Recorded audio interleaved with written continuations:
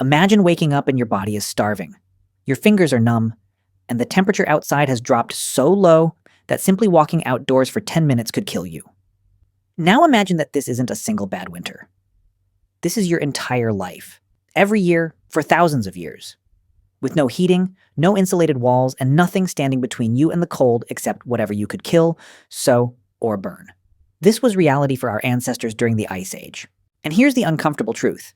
If you were dropped into that world tonight, with everything you currently know, you would probably be dead before the week was over. Not because you aren't intelligent, but because intelligence alone wasn't enough. Survival during the Ice Age required a level of adaptation so extreme that much of it sounds almost impossible today. And to survive it, our ancestors didn't just adapt. In some cases, they did things that sound less like survival and more like horror. Let's set the scene first because most people underestimate just how brutal this period actually was. At the height of the last Ice Age, around 20,000 years ago, temperatures in many regions were dramatically colder than they are today. Massive ice sheets buried huge portions of North America, Europe, and Asia. Humans, a species that evolved in the warmth of Africa, suddenly found themselves trying to survive in conditions closer to modern-day Siberia than anything our bodies were built for. We had no fur, no blubber, no natural protection against extreme cold. Against Ice Age winters, the human body was completely outmatched. Everything that kept our ancestors alive had to be invented, stolen, or stripped from the bodies of other animals. Which brings us to the first genuinely dark survival strategy: wearing the dead. Early humans quickly learned that their own skin meant almost nothing against Ice Age winters, so they took the skin of other creatures instead. Animal hides became the barrier between a human and freezing to death. And it wasn't just any animal. Evidence suggests humans used bear hides for hundreds of thousands of years. Think about what that actually required. To get a bear hide, you needed to kill, or at least scavenge from, one of the most dangerous predators in your environment. Then strip it, then wear it, then sleep in it. Your survival depended on wrapping yourself in the skin of something that, under different circumstances, could have killed you instead. For tens of thousands of years, clothing was crude, loose hides draped over the body, effective enough to survive, not effective enough to stay comfortable. And comfort wasn't the issue. Survival was. Because in temperatures this cold, exposed skin doesn't just hurt. It dies. Frostbite would have been a constant threat. Blackened fingers, damaged toes, permanent injuries from a single mistake. There were no hospitals, no antibiotics, no second chances.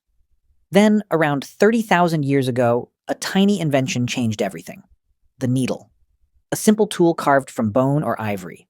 Small enough to fit in your hand. Powerful enough to change human history. For the first time, people could sew clothing that actually fit. Instead of draping hides over their bodies, they could create multiple layers that trapped heat and blocked cold air. Clothes made from reindeer, fox, hare, and other animal hides suddenly became far more effective. This may not sound revolutionary, but it probably helped entire populations survive places they otherwise couldn't have inhabited. Yet every piece of clothing still came at a cost. Every coat, every glove, every layer meant another animal had died, and someone had spent hours processing its hide with stone tools while standing in freezing temperatures themselves. Now, here's where it gets darker. The shelters. In many Ice Age landscapes, there weren't always forests for wood or caves for protection, so humans built with the only large material available, bones, specifically mammoth bones. Across parts of Eastern Europe, archaeologists have discovered ancient structures built from mammoth skulls, ribs, tusks, and other skeletal remains. These weren't random piles. They were carefully designed homes, layered with hides and earth to block wind and trap warmth. Humans were literally building their houses out of skeletons. Imagine falling asleep inside a structure made from skulls, ribs, and tusks. The wind howls outside. Snow piles against the walls. And the only thing separating you from freezing to death is the skeleton of an animal that once weighed several tons. For Ice Age humans, that wasn't a nightmare. It was home. But perhaps the darkest theory of all isn't about what our ancestors killed. At a site in Spain known as Cima de los Huesos, the Pit of Bones, researchers found evidence suggesting ancient humans may have endured periods of extreme physiological stress. Some scientists have proposed a controversial possibility, that ancient humans may have entered a state resembling hibernation. Not true bear-like hibernation, but a dramatic slowing of activity and metabolism during the harshest periods of winter. The evidence remains debated. Many researchers reject the idea entirely, but the fact that scientists are even discussing it reveals how extreme Ice Age survival may have been. Imagine winters so brutal that simply staying alive required your body to operate differently, to conserve every possible calorie, to endure months of scarcity, just to reach spring. And then there's the most uncomfortable reality of all. Not everyone survived. As the Ice Age continued, our closest relatives, the Neanderthals, disappeared.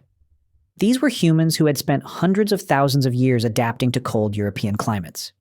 In many ways, they were better suited to the cold than we were, yet they vanished. Climate instability, shrinking food supplies, and competition for resources likely pushed their populations beyond recovery. Eventually, an entire branch of humanity disappeared from the Earth. Modern humans survived. Neanderthals didn't. And scientists still debate exactly why. Some point to technology. Others point to social networks. Some point to a combination of many small advantages. Whatever the reason, the outcome was the same. Only one human species walked away. So how did our ancestors make it through conditions that destroyed so many others? The answer wasn't a single invention. It was cooperation. Archaeologists have found tools, ornaments, and materials hundreds of miles from where they originated. Even in some of the harshest environments on Earth, human groups remained connected. Those connections meant trade, information, support, and sometimes survival itself. If one group faced starvation, another might help. In a world this hostile, cooperation wasn't kindness. It was a survival strategy, and it may have been the greatest survival tool humans ever developed. When you put it all together, the picture that emerges isn't really one of clever invention. It's one of desperation, disguised as ingenuity. Wearing the skins of dangerous predators because your own skin couldn't protect you. Building homes from the bones of giants because there was nothing else available. Possibly pushing the human body to limits we're still trying to understand. And watching an entire other species of human disappear into the cold. We tend to imagine our ancestors as primitive, but survival at this level required something closer to brutal genius. Every invention, every alliance, every adaptation, built directly on top of starvation, frostbite, and fear. Tonight, when you pull a blanket over yourself and complain that it's cold, remember something. Your ancestors survived winters so brutal that entire human species disappeared in them. They wore the dead, slept inside skeletons, and endured conditions that would kill most modern people in a matter of days. The reason you're warm tonight isn't because humans adapted perfectly to the cold, it's because they refused to surrender to it. And generation after generation, they survived long enough to pass that determination on to you.